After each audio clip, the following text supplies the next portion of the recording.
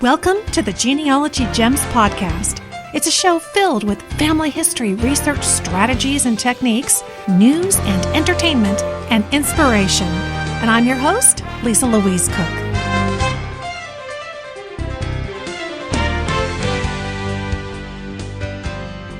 Hello and welcome to Genealogy Gems Podcast episode number 206.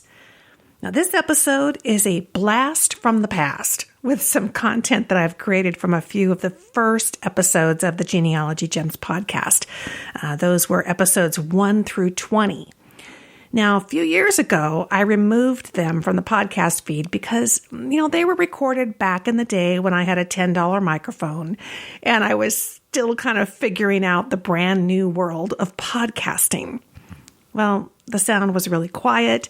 And of course, now years later, a lot of what I shared in those episodes has changed, particularly the techie and the online stuff, right? Genealogy industry news changes, and of course, websites change. So what I've done is I have cherry-picked the most timeless, inspiring, and fun segments to share with you today in this episode. And I'll add my own fresh commentary in between. I've really enjoyed this trip down memory lane, and my production team also appreciates when I do this occasionally because it means a little less work for everyone and a little bit of well-deserved summer vacation time. So the timing is especially good right now because my audio editor, my daughter Vienna, is on maternity leave, and we are all sneaking as many moments as possible to be over at her house with her and Davy and Joey and, of course, little Emily Jane. So enjoy this episode, and I'll enjoy my new granddaughter. Before I play these segments, though, I want to share a couple of recent emails here in the Genealogy Gems mailbox. Here's one from Richard. Now, he says, back in January, you had a letter and response to information contained in the 1940 census. Specifically, you spoke about page 61 and 81 being recorded at a later date than those with earlier page numbers.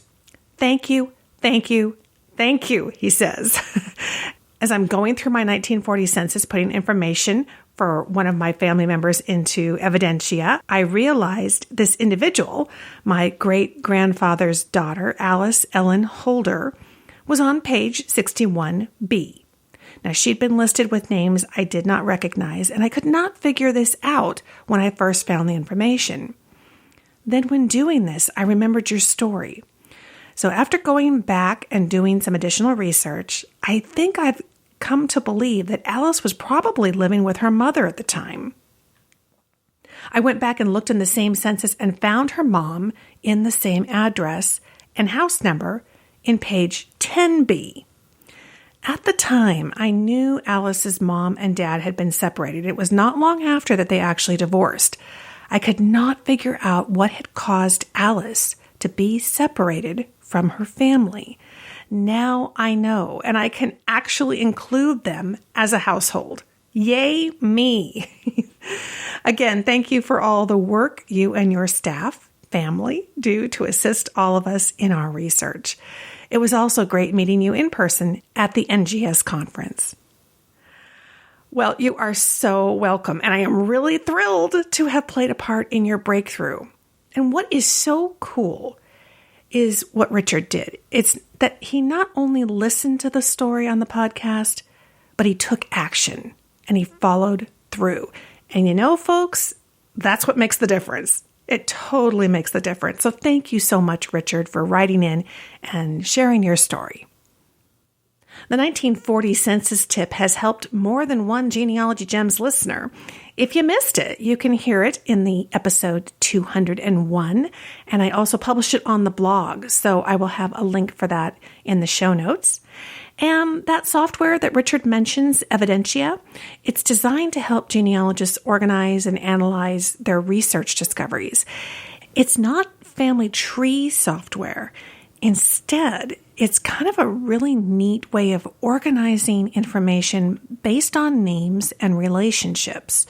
So the focus is more on sources and the information that you find in them.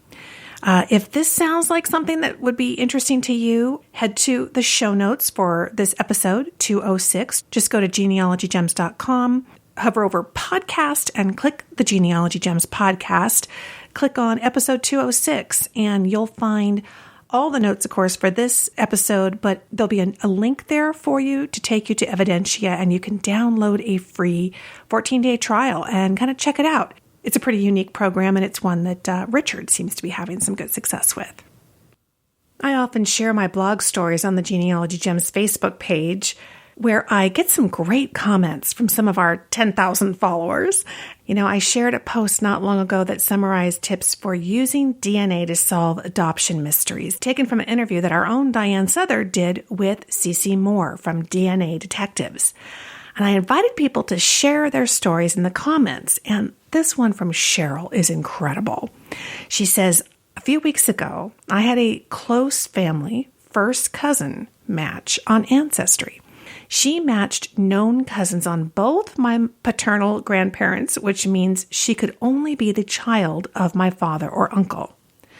Bottom line, after a who was where timeline, I went from 71 years as an only child to having a sister, and an adoptee found out who her birth father was. Beyond thrilled. Wow. Cheryl, congratulations to you and your newfound sister, and gosh, thank you so much for sharing. I invite all of you to head over to facebook.com/genealogygems and join in on the conversation.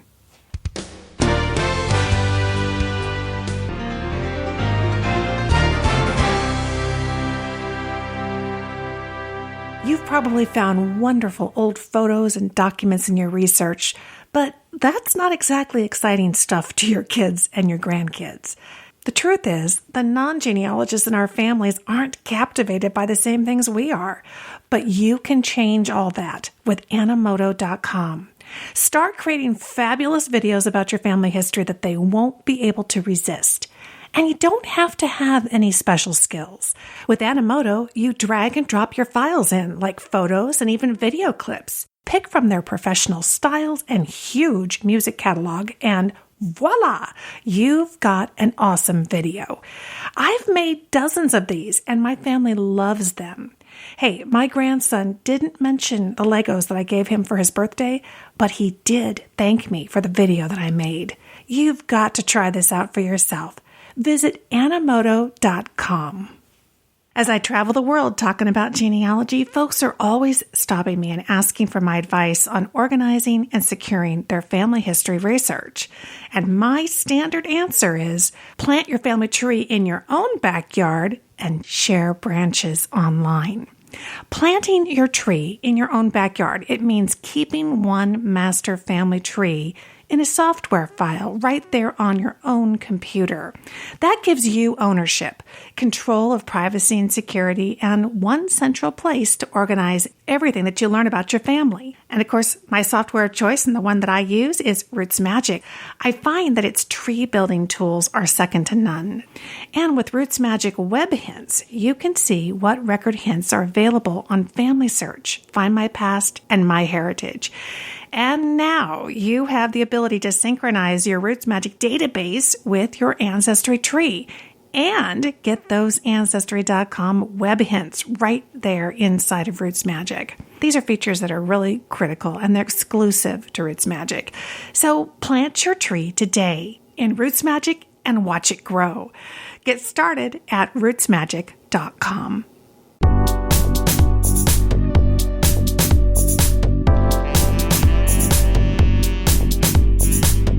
I've talked a lot lately about creating short family history videos that you can share with your relatives, kind of like mini documentaries for your own who do you think you are kind of experience.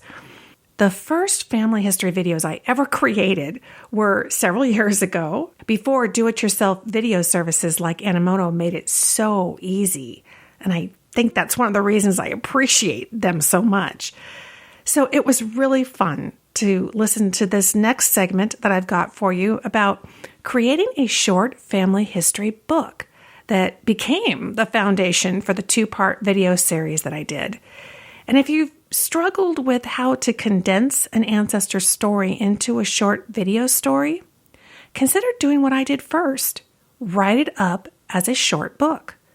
By the time you're finished, you'll have an excellent start on your own sort of screenplay, so to speak, because you will have created a narrative with pictures, right? So you'll also have a great little book that you can send to loved ones as a gift, and then you can use that as a springboard for your video. If you do eventually turn that story into a short video, of course, they'll love it even more because they'll already know the story that they will see sort of come to life on the screen. So let's blast to the past and talk about creating your own family history book.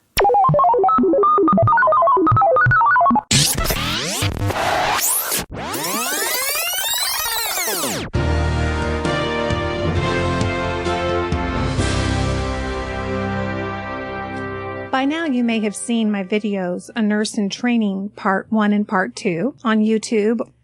A Nurse in Training didn't actually start out as a video, but rather a book. I found that by breaking up my research into digestible chunks of time and self-publishing them in hardcover books, my extended family is able to understand and enjoy our family's history. I started self-publishing about a year ago. We don't live close to our families, so Christmas gifts have to be purchased ahead of time and shipped. Well, family history books turned out to be a fantastic way to start sharing some of my research findings in an affordable way that could be easily mailed to family. In the past, I've sent CDs full of documents and photographs, but in the end, they just didn't get looked at the way I hoped they would. I think there are several reasons for this. CDs are perceived as being something technical, that it might be hard to use, and the material is kind of chopped up. Individual photos, documents, and they just didn't flow smoothly together to tell a particular story. I think they're also perceived as very time-consuming to sit down and really give the attention that they deserve. And lots of people find reading on a computer screen kind of irritating, and they don't really enjoy it. So even if they start out reading some of their documents, they very likely will give up on it or expect to try to finish it later. The solution? A good old-fashioned book. Books are still hard to beat for telling a story in words and pictures in an extremely easy-to-use way. But where to begin? Where do you begin the story? Where do you end it? That's really the big question. The temptation is to break it up by family, to tell the story of one generation of your family. Well, that's way too big. The end product will end up being lots of dates and names and probably not a lot of room for much else. I wanted my family to get to know these particular people intimately, and that meant focusing in much closer than on an entire generation of my family. In the end, I started with my favorite ancestor, my grandmother. I've transcribed many years of her diaries, as I talked about in episode number 2, and one of the stories that really emerged out of them was her years spent in nurses training. I learned so much through her journal entries, and I knew I had a really good collection of photos from that period. And I had all the additional research that I did after the transcription. So I decided that my starting point would be her graduation from high school and her decision to enter the nursing field. Well, by the time I had pulled everything together from 1930 to 1933, I had more than enough for a nice-sized book. It's really important to create your book with your customer in mind. And by customer, I mean your family member, the person who's going to be reading the book. So here are my top 6 tips for making your book fascinating to your reader. Number 1, the book needs to convey an overall theme. Review all the available material that you have, and that will give you a sense of what that time period was like for your ancestor. What their goals were, what their experiences and emotions were. You don't need to include everything, just those words and those pictures that communicate that theme to the reader. In the case of A Nurse in Training, I wanted to communicate my grandmother as a young woman taking on a new adventure away from home, with its funny times and deeply challenging times that ultimately led to this, really warm and caring woman's successful career. And she just happened to meet her husband at the same time, which was an added bonus. So you don't need every scrap of research and every photo to get this theme across. It's your job to be a sharp editor and to pick out the critical pieces. Number 2, it's got to be readable in one sitting. Like it or not, if it takes too long to read, they just won't. Strive to create a book that doesn't look intimidating. I create books that are just like 10 to 20 double-sided pages, which can give me up to about 40 pages of text and photos. And I'll tell you more about that in a minute. People will be willing to pick up a thinner book off the coffee table. And if it's well done, they'll find that all of a sudden they've finished the entire book without wanting to put it down. And hopefully they'll walk away with a sense of really having gotten to know that ancestor. If you're focusing in on one person's story, this size book should really hit the mark. Number 3, it contains the best of what you have. Now this goes back to conveying the theme of being a tough editor. My grandma had many funny stories, but there just wasn't room for all of them. I picked the best of the best. Anyone who reads the book should hopefully come away with the fact that she had a sense of humor and she could laugh at herself. So keep the content of your book focused and full of graphics and photos, and including just the best of the best. If you can capture their interest in the first 3 pages, you're going to have them for the entire book. Number 4, there are lots of photos and graphics. A picture is definitely worth 1,000 words, and since words in this size book will be limited, photographs are going to be your best friend. If you're lacking in family photos, many of my previous podcasts will give you countless ideas for locating photos that are associated with your ancestors and that time frame. In a nurse in training, I included scanned images of skating rink tickets and programs, announcements from my grandma's scrapbook, and journal pages that were in her own hand. These types of items really add texture and interest to your book, and they help the reader to see that you've really done your homework. The 5th tip for keeping your book fascinating is to keep it in chronological order. Now, this seems obvious, but it's really easy to get sidetracked and start going back and forth in time. Believe me, for the reader's sake, use dates and keep things in chronological order. You as the researcher, I know that you know this information backwards and forwards, but this is probably your reader's first exposure to it. So be gentle with them and keep it straightforward and simple. Your reader will thank you. And number 6 is quality. High quality, glossy pages, good image quality, and a hardcover binding all shout to the reader, I'm worth your time. Read me. For example, I had a drawing of Dameron Hospital, where my grandmother worked, that I found, but it was really a low quality image and it didn't translate well in the book. As much as I wanted to include it, I ended up leaving it out, and I'm really glad that I did. I gave copies of my book about my grandma to my mom and to my uncle. It was the first time in years that I've seen tears in my uncle's eyes. He loved it, and no toaster or tie could have been a better gift. The following Christmas, I actually did a book about my father-in-law's World War II naval years, and I sent a copy to everyone in that side of the family. As I've been getting RSVPs back from my daughter's wedding, they are still bringing up that book and mentioning how much it meant to them. More than anything, they were actually really surprised to realize how little that they actually knew about their father's patriotic service. You know, it's really a joy to create these books as well as to give them. They've stimulated wonderful family conversations, and I know that they're not going to end up in the next garage sale. Remember, your research can be fascinating and understandable to others in your family. It just takes a little creativity and effort. Now, what good is your research doing sitting on a shelf? And don't wait until you're done with your research. It'll never happen. So start putting pieces of your family history directly into your family's hands with a really beautiful family history book. Well, I hope you enjoyed that blast to the past, and I've got a few additional suggestions for you. You know, my blog has lots of inspiring posts with some really great how-tos on writing your family history. So on our homepage at genealogygems.com, just go to the topics menu and click the down arrow and scroll down. Select Writing Family History from the list. and you will get a long-running list of blog posts on that topic of writing your family history. So just start reading and get inspired. And if you're more interested in making a video than making a book, I'll put a link in the show notes to my free step-by-step instructions for using my favorite DIY video service, Animoto, to create your own short, really professional-looking videos.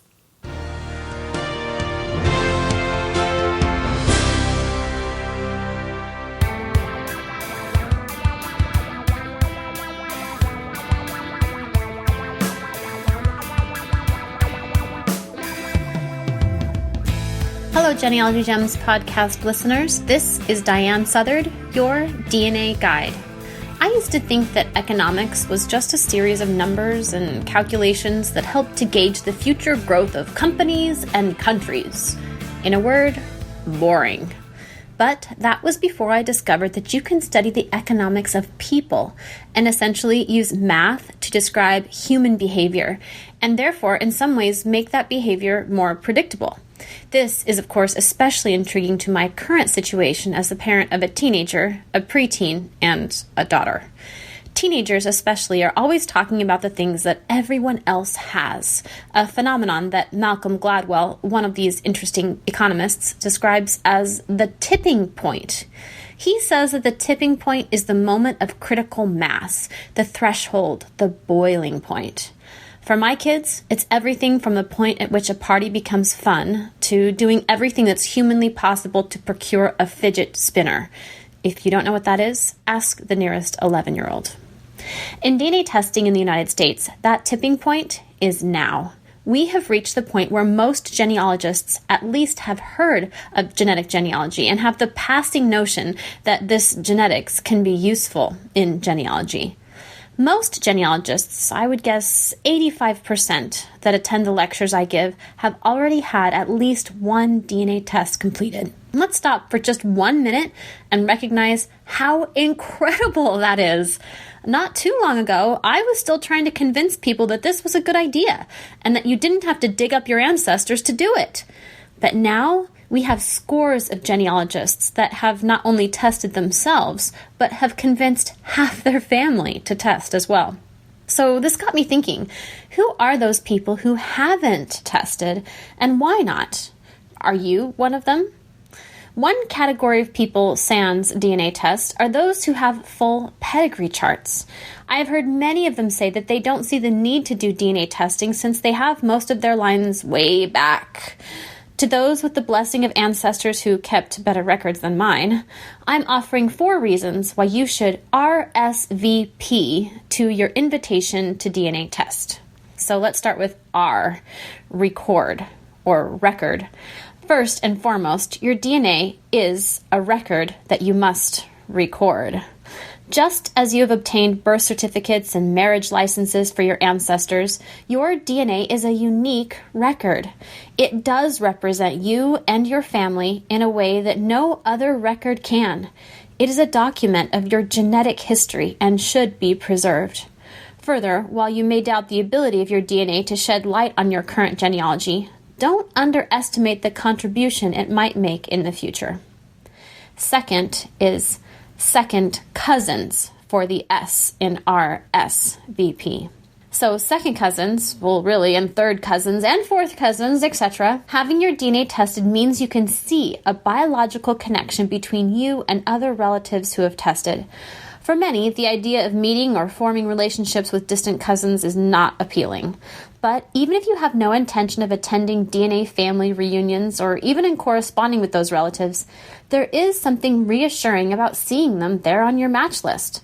There's a certain thrill that comes with recognizing the connection between you and someone else, a connection that may or may not add any new names to your tree, but it helps you feel a deeper connection to your ancestor and a greater appreciation for your biology. Next up, the letter V. V is for verify. And that brings us to our next point. Seeing those cousins on your match list can actually help verify the genealogy you've already collected and documented. It helps to reassure you that you have made the right steps along the way, and it may help you gain additional resources about your relative through their descendants that you find on your match list. resources that can in turn help that ancestor go from a name on a chart to a story and a life worth preserving. And lastly, the P for philanthropy. The last reason to go ahead and have your DNA tested is to help others. If you have been lucky enough to fill in most of the blanks on your tree, you can help others do the same by simply having your DNA tested. Your DNA provides a link to your tree that might be just what someone needs to overcome a brick wall in their family history. So, if you've been hanging out on the outskirts of DNA testing because you feel like your tree is full enough without it, remember to RSVP to your invitation to be DNA tested and join the party. If you have questions or want to talk to me about this further, you can always reach me by email at guide@yourdnaguide.com. And until next time, this is Diahan Southard, your DNA Guide.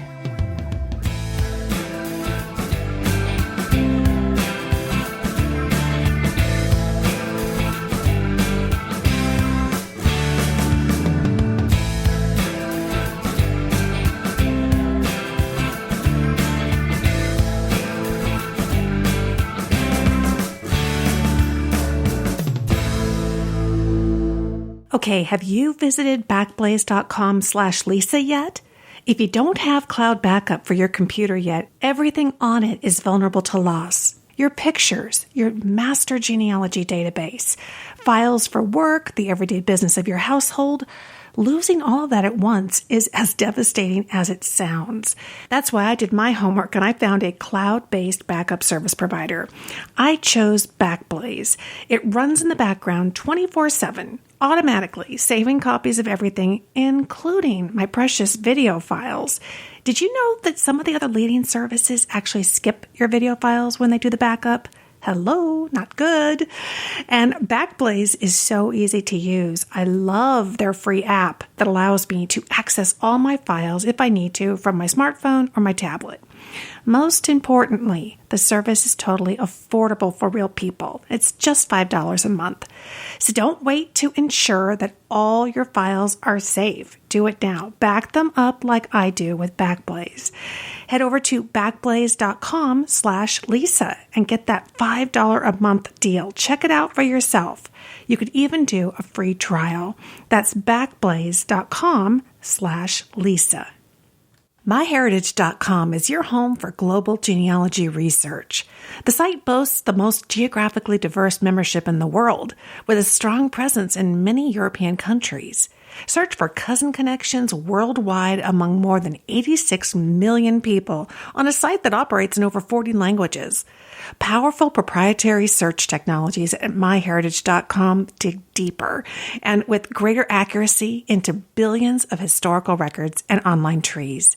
This is the only major genealogy website that offers automated hinting on possible matches in digitized historical newspapers. And now, MyHeritage offers autosomal DNA testing too. They're jumpstarting their DNA database by inviting members to upload their own and by sponsoring tests in certain parts of the world. I'm looking forward to the geographical diversity I anticipate from their DNA data. So head on over to myheritage.com and expand your global genealogy research. That's myheritage.com.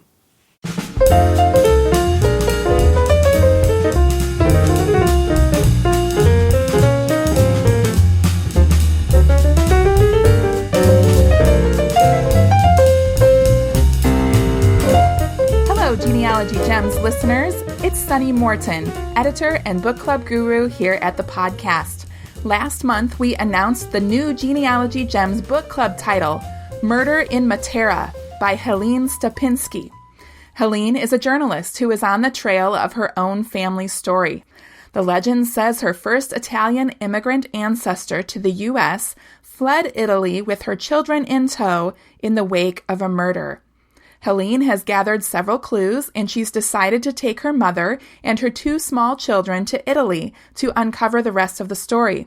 As you'll see in the passage I'm about to read, her plans turn out to be a little naive, and I wonder how many of us have ever embarked on any family history research story with the same sense of anticipation and expectation for a speedy conclusion, only to find answers, or not, in a very different way than we expected. Here's a reading from Murder in Matera by Helene Stupinski. It would be fun, I told myself and my mother. We'll rent a house in the town of Bernalda, spend some time on the beach in nearby Metaponto, eat some gelato. We can poke around a little and talk to the locals, do some archival research. My mother was 73 and had never been to Italy or anywhere really, and had never tasted gelato. It was time she had an adventure. We would be the first in 4 generations to visit the town of our ancestors on the arch of Italy's boot.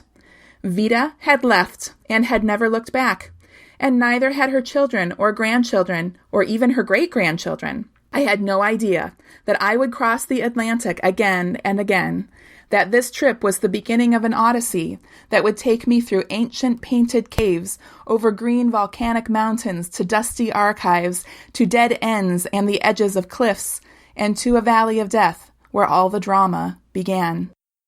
I had no clue about the isolated world I was stepping into, or how long it would actually take to find Vita's true story, a story more tragic and eventually more triumphant than anything I could have imagined. How could I have known there was something hidden at the end of my 10-year journey that would change my view of my children altogether, that would make me question my very own identity, that in the end I would discover 1 shotgun blast and 5 dead bodies, most of them belonging to my family? The book is Murder in Matera, a true story of passion, family, and forgiveness in southern Italy by Helene Stupinski, and it is our Genealogy Gems Book Club pick of the quarter. Enjoy!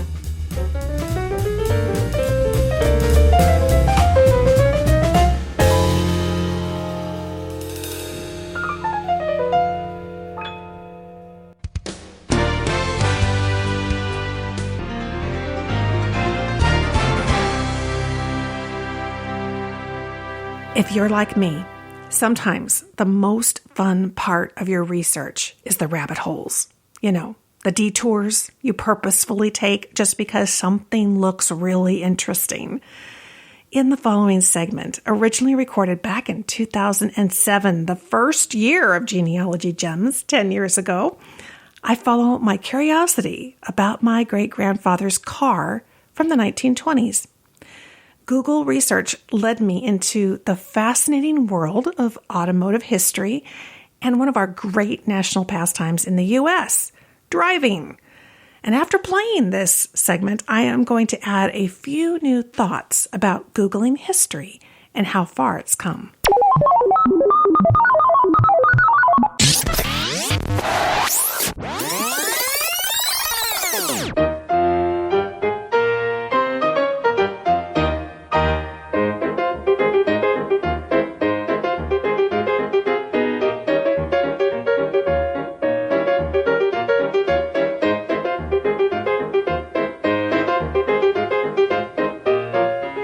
The other day, I was reading through the current issue of Family Tree magazine, and there was an article called Motor Trends. It was about gleaning genealogical information from old family photos that include cars. The article suggested that you could learn a lot about the time frame that the picture may have been taken based on the make and the year of the car. They even suggested comparing the car's features with automotive reference guides to pinpoint the manufacturing date and model in order to date the photo, and possibly determine the geographic area if it's unknown. But what really caught my eye was the fact that by 1918, all states had adopted license and registration laws. It was recommended that you look for a license plate in the photo, which can give a year, place, and get this, even possibly the owner's initials. Well, immediately I remembered that I have a photograph of my grandmother as a teenager, and she was standing beside the newly purchased family car. She even wrote about it in her diary. October 21st, 1929. Went to Sunday school, and when I got back, there was our new car waiting for me. Willie's Night. I drove it all around, went and gave Evelyn a ride. Made Mama mad. I raced to pull up the photo to see if the plate was visible, and it was, but unfortunately it was so dark I couldn't read it at all. My guess is that this is probably the situation in most cases when someone has a photo of a car. So that makes it pretty hard to pursue the license plate angle. Well, later that night, I was watching a TV show called Forensic Files on Court TV. And I think I like the show so much because it's real-life puzzles being solved, which is really a lot like genealogy. On this episode, the crime scene investigators had gone through a suspect's car, but they didn't find anything. And their last attempt to find evidence was to use an alternative light source. And this entails turning off all the lights and shining various alternative lights, such as a black light, on the area being investigated. And sure enough, they found critical evidence. And I thought to myself, wouldn't it be great if I could just apply an alternative light source to that photograph so I could see the license plate? Suddenly I got an idea and I jumped up and I ran to my computer. Now first, I opened up the basic photograph editing software that came with my computer. And in my case, that's Adobe Photo Deluxe. Then I pulled up the photograph of Grandma and the car. I used the trim feature to zoom in on the license plate. And I just used the tool to draw around the plate area and then cut it out. And now the remaining photo was just the license area. Next, I zoomed in to make it easier to see what I was working on. Now, to apply my version of an alternate light source. I first tried increasing the brightness of the photo since it was so dark, and this helped a little bit. I just tried adjusting the contrast and soon found that by playing the two together, I got a pretty good result. What once was a blob of darkness now read 2L6724. So I added a final touch of auto sharpen, which defined it even more. And I was thrilled with my CSI tool. Well, there was something printed under the license plate number, but I couldn't quite read it. It looked like Cal 29, like CAL 29, which would make sense because they had lived in California, and the year that Grandma said that they bought the car in her diary was 1929. Well, you know me by now. I had to find out, so it was back to the internet. From my iGoogle homepage, I typed in the search box, old California license plates. And there were several results, but most of them looked kind of like stores. But the right kind of store might prove useful. And I did find one that said, California license plates, new and old classic. I decided to give it a try, and sure enough, they had a category called pre-1956 plates. I clicked on the link, and the first replica plate that they had for sale answered my question. The replica 1929 license plate read 8M7547, and under it, it said Cal 29. So there I had it, Cal 29. And thanks to worldlicenseplates.com, I was even able to determine that the license plate in my black and white photo actually would have been a black background with orange lettering. Now, does this change the course of history? No. But it was a heck of a lot of fun to know, and it's exciting to discover these little gems. Well, this plate got me wondering, when did California introduce the license plate? Was it as late as 1918 as they were mentioned in the magazine article? So I went back and I typed California license plate history into the Google search box, and I found that the California Department of Motor Vehicles website could answer my question. The website states, California has required license plates on vehicles since 1905, and many plate variations have been developed since that time. Well, state statutes of 1901 authorized cities and counties to license bicycles, tricycles, automobiles, carriages, carts, and any other kind of wheeled vehicles. Owners had to pay a $2 fee, and they were issued a circular tag. And later those tags were either octagonal or had scalloped edges. Owners had to conspicuously display the tags in the vehicle. So by 1905, registered vehicles in California totaled over 17,000. Well, this got me curious.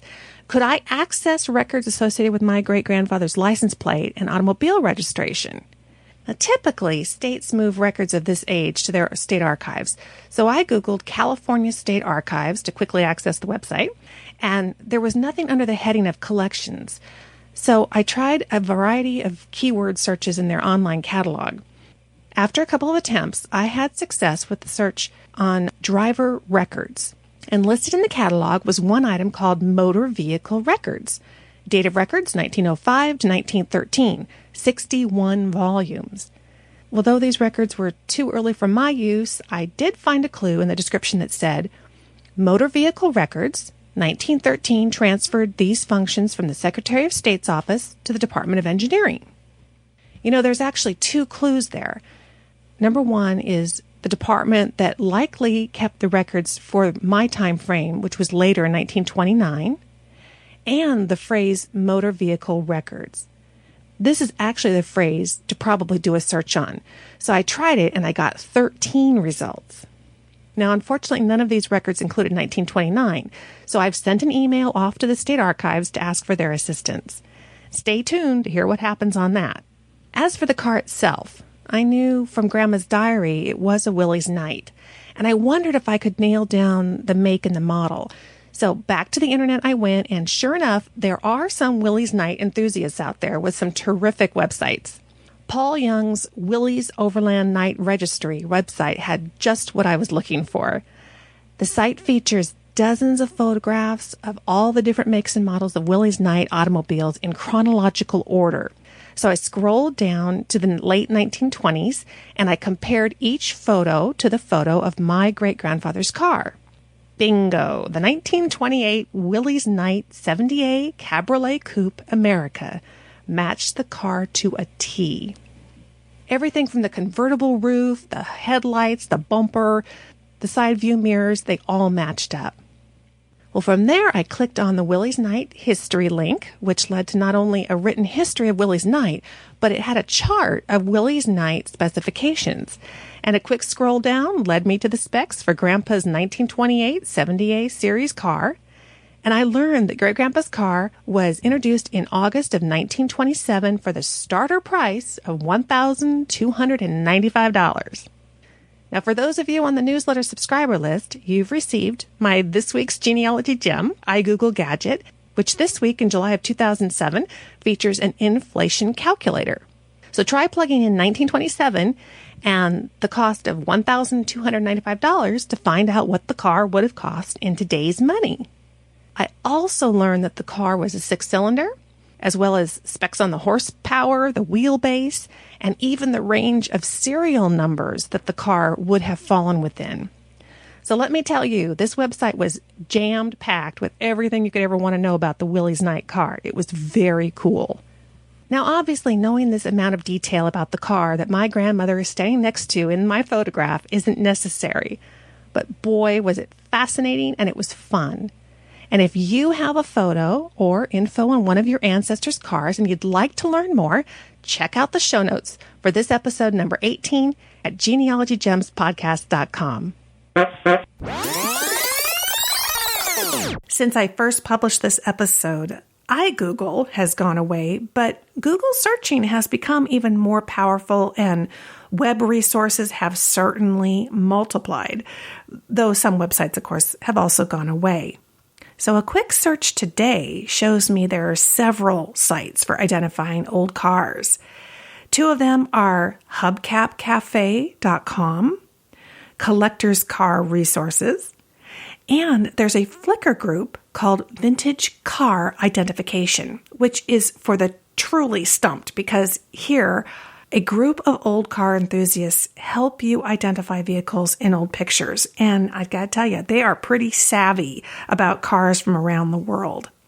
I found this helpful terminology from itstillruns.com for those who are new to the world of old cars. And it says, quote, veteran cars were manufactured before 1903. Vintage cars were made between 1903 and 1933. And classic cars are considered to be vehicles manufactured from 1933 until 15 years ago. I did not know that. So that's from itstillruns.com, and I'll have a link to that in the show notes. And if you are a Genealogy Gems premium member, and I hope you are because we've got some great stuff going on over there, you'll know that in last month's premium podcast episode 149, we talked about Archive Grid and its enormous online catalog for archival collections. You can check that out. It's episode 149 in the premium podcast feed. Well, I searched Archive Grid with a variety of keyword combinations and I didn't find motor vehicle registrations. But I did find a collection of 1928 maps and guidebooks for the Automobile Club of Southern California, held in the Brigham Young University Library in Provo, Utah, and a really cool-looking collection of thousands of images collected by the Automobile Club of Southern California, mostly in the 1920s and the 1930s, which is at the Huntington Library in San Marino, California. So, if I was really going down this particular rabbit hole in my research, I'd have some very cool things to look at, right? See the show notes for the blog post on how to find original manuscripts and documents using Archive Grid, and then get the full details in Premium Podcast episode 149. The second edition of my book, The Genealogist Google Toolbox, which is where you're going to find all the tips that you need for using Google searches, like the ones that I've been talking about, it has an entire chapter on finding video content on YouTube. Now, I know we don't think of YouTube as a place for genealogy, but I gotta tell you, it is. And I devoted a whole chapter to it because it really, really is. A quick YouTube search on Willie's Night 1928 brought up a short but cool video uploaded since I recorded this originally. Gosh, this video is from 2014, and it's called Take a Ride in a 1928's Willie Knight, made in, owned in, and driven in Toledo, Ohio. By the way, that show that I mentioned called Forensic Files, well, YouTube has an official Forensic Files channel where you can watch 14 seasons. Oh my gosh, talk about a rabbit hole. You're going to enjoy it. I mean, just for the puzzle solving aspect of it, it's pretty cool.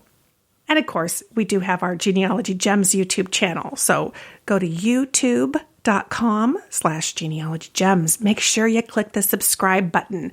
We've got loads of great videos, and check them out because they are sorted by playlist, so you can get to the topic that you want. And then by being subscribed, you're going to find out about the new videos as soon as they happen. And see the show notes for more updates to the resources that I mentioned in this article, all of which I found fresh in 2017 by searching with Google. The Colorful History of California License Plates in LA Magazine. There was worldlicenseplates.com, California DMV License Plate Introduction. There's an article from the California State Archives, the Willie's Overland Night Registry website, and they have a Facebook page, and the inflation calculator. Now remember, you might be able to make some really great discoveries in old photos, like I did with that license plate, with your own photo editing software. It doesn't have to be expensive or fancy. Whatever free software is on your computer can work. So let's summarize those tips. You want to open up the photo editing software, open the photo that's in question in your program, then use the zoom feature to zoom in on that license plate or whatever the feature is in the photograph that you want to see. Zooming in is going to make it a lot easier to get a really good view. And then try using the brightness and the contrast features of your photo editor program and use them in combination. Play with it a little bit. You can always click undo, but playing with those brightness and contrast features can really help you zero in on what the right combination is to make it easier to see or read or identify what it is in the photo that you're looking at, like I did with the license plate. And then after you do that, apply a little bit of auto sharpen, and that's going to tighten up the picture a little bit, kind of bring out a little more detail. I'll also link to a couple of recent blog posts on my website that you might like on identifying old photos and photo editing tips for family history. There's two. One's called Savvy Tips to Help Identify Old Photos, and the other one is Photo Editing Apps and Software for Family History. That Family Tree Magazine article that I read on identifying old cars in photos is now available as a digital download on their website. It's called Motor Trends, and it's by my friend Maureen Taylor, whose book, The photo detective, it's really your ultimate guide to identifying old objects in pictures to kind of help you learn more about your family history. So I will link to both of those resources in the show notes. The following segment from Profile America seemed the perfect way to end today's episode. It's about one of the most important inventions relating to the automobile industry. Can you guess what it is?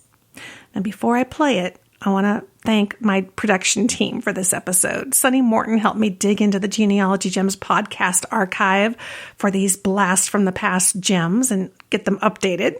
Hannah Fullerton has stepped up as our audio editor to cover for her sister during her maternity leave to take care of sweet little Emily Jane. And of course, your DNA guide, Diahan Southard, was here and sharing her genetic genealogy expertise. Now, let's hear from Profile America. Profile America, Friday, August 4th. In this first week of August, 102 years ago, American motorists got the green light to safely proceed through increasingly traveled crossroads. A traffic light system, credited with being the first in the U.S., flashed red and green at the intersection of 105th Street and Euclid Avenue in Cleveland, Ohio. To further prompt drivers, the words "stop" and "move" were emblazoned on the operating red and green lights. At the time, there were about 1.8 million motor vehicles in the U.S., 6 times more than just 5 years earlier. Now, there are over 260 million motor vehicles crowding our roads. Traffic lights control the flow of this congestion, leaving Americans with an average one-way commute of nearly 26 minutes. You can find more facts about America's people, places, and economy from the American Community Survey at census.gov. Oh, I hope you had fun in this episode, number 206 of the free Genealogy Gems podcast. Hey, everybody, if you love the show, tell your friends. Tell your genealogy friends, the people in your genealogy society. Go on Facebook and rave. You know, it's really nice when you pour your heart and soul into something. It's awful nice when people like it and share it. I so appreciate when you guys help get the word out. So thank you so much for doing that. That's awfully nice. And if you listen through iTunes or something like Apple's podcast app, I would love if you'd go in and give us a nice rating. They have a 5-star rating in there, and we would love to receive that. You know, when you guys go in and rate and comment the podcast, that helps other people who go into iTunes or the podcast app to find us, because we rise to the top as one of the good ones, a keeper, if you will, in the podcasting world. So thank you so much for doing that for us. We so appreciate it. You guys are awesome. You're family. Thank you so much for joining me here today. And thanks for listening, friend. I'll talk to you soon.